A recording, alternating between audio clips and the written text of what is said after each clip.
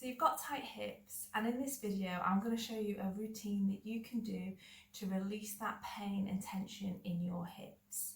So hello, my name is Catherine and I support people to free themselves from pain so that they can move pain-free every day.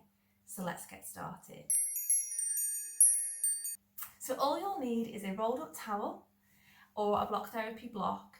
You want to tightly roll up the towel as tight as you can, and in and out each position you want to make sure it's as tight as possible. If it is too tight, you can obviously loosen it, but you want to start off as tight as possible so you can get deep into that fascia.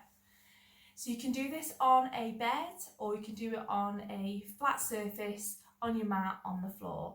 So let's get into the first position, which is the belly position.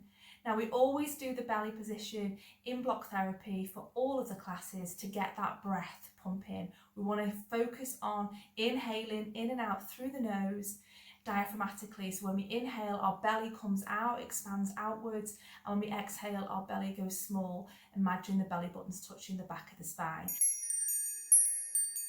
So slowly place the block therapy block on the floor or the towel on the floor, and you want to come down to the ground slowly and stay up onto your elbows, and just place your belly button on top of the block and make any adjustments that you might need. We want to make sure that our shoulders and elbows are in alignment. We don't want to be leaning forward and putting pressure on the arms. If you want to come all the way down, if you can't support your body on your shoulders, or if you want to put a cushion or a pillow under here, you can do so. But the reason we start upon the elbows is just to sink into the block. There can be some pain and restriction in this area that's due to inflammation, undigested food, or waste that's not been eliminated. So we want to start that breath. So focus on breathing in through the nose. For a count of 4, feel that belly expand onto the block or towel. Out through the nose, feel that belly going smaller.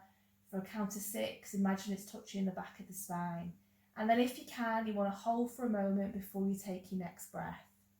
And you want to do this for a minimum of 3 minutes.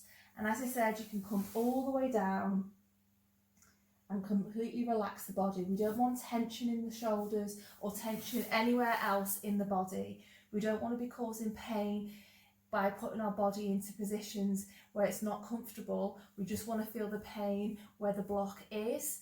And as long as we're breathing in a relaxed way, we're helping our body.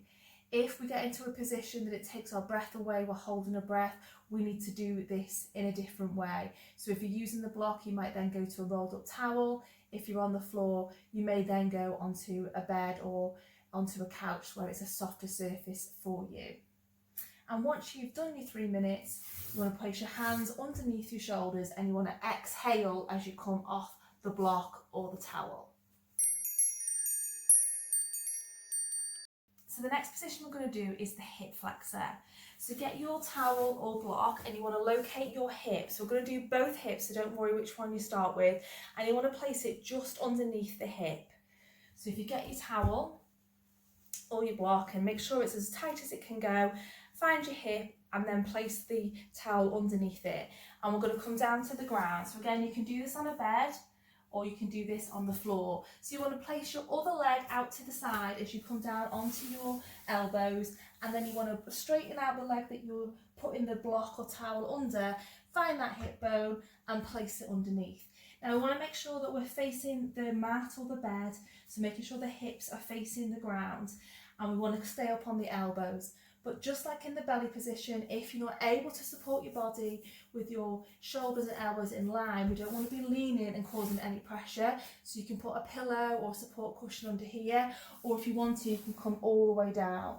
But we need to make sure that we're not putting extra pressure anywhere else. So connect to that full exhalation. So breathing out for a count of 6.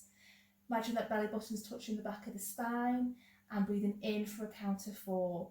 Always in and out through your nose. And don't forget to put that tongue in the correct alignment. So about 1 centimetre away from the teeth there's a ridge, and you can suction up your tongue and put it in your mouth so that it supports the head and the neck.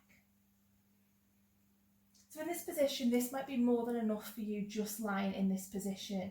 However, you may want to start to search, and you can do this a few ways. One of the ways you can do it is by lifting the leg off the ground. So you can just come up onto your toes, or you can lift it completely up. And you can even come to bend it. We want to make sure that any movements we're doing are very slowly. Another thing we can do is turn the toes. So we can turn the toes to the left and we can turn the toes to the right. And this just puts pressure in different areas. And as you do it, you'll feel the pain change. And you just want to stay where the pain is. We are seeking that pain in this area so that we can breathe diaphragmatically and breathe it away and melt away that pain and melt away that fascia that's restricting us out of alignment. You can also come up to your hands and put extra pressure. So you may want to come onto one arm and put pressure in onto one side if there's pain on this side, and you may want to do the same with the other side, placing some pressure in the one arm and on the hands, putting extra pressure into that side. So you're in control of the pain and pressure that you place in the area, and your breath is always your guide. You want to be always breathing diaphragmatically. And when you've done your 3 minutes, you want to place your hands underneath your shoulders and exhale up and out of position.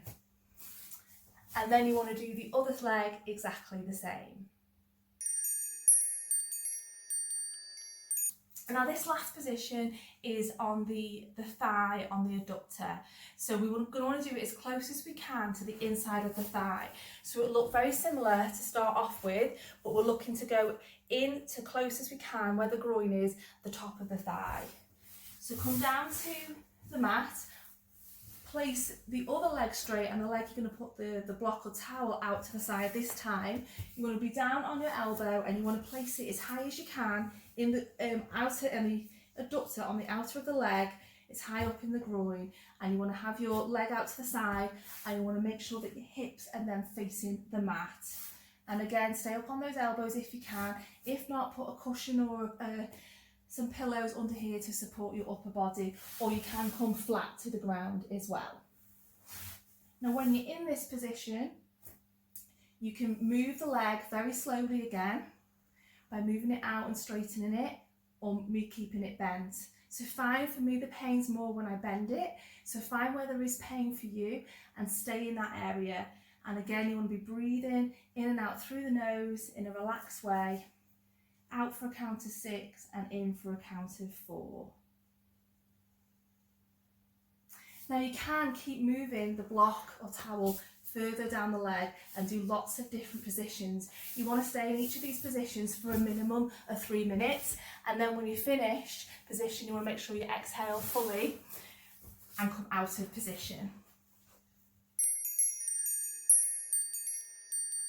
So there you have 3 different positions that you can use to get rid of that hip pain. Now you will feel the benefits from using the block and the towel in these positions.